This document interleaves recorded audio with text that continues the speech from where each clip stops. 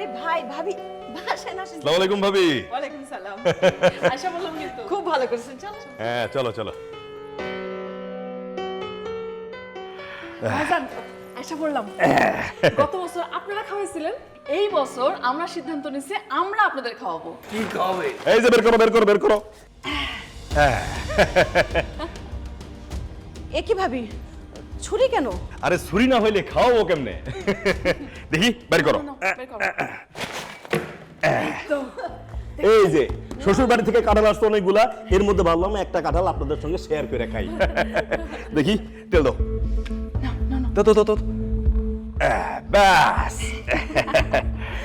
আরে পড়ুক পড়ুক, ভালো করে মাখো। হ্যাঁ এইবার এইবার দেখো, হাতটা সরাও। ভাবি এই যে একটা কিছু নিয়ে আসেন তো, কাঁঠালগুলো রাখতো। পরিষ্কার প্লেট নিয়ে আসেন। যে ঠিক আছে, ঠিক একটু। দেখি, দাঁড়াও হাতটা সরাও না। তুমি ভাইজানে দাও না। আরে দেও না দেখি।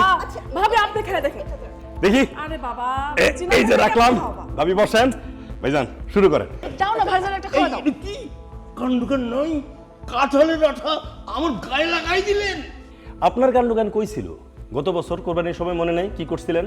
গরুর নাড়ি ভুড়ি সব যে রাস্তার মধ্যে ফেলাইছিলেন বাসার সামনে। দুর্গন্ধে এলাকার মানুষের একেবারে জানজায় অবস্থা।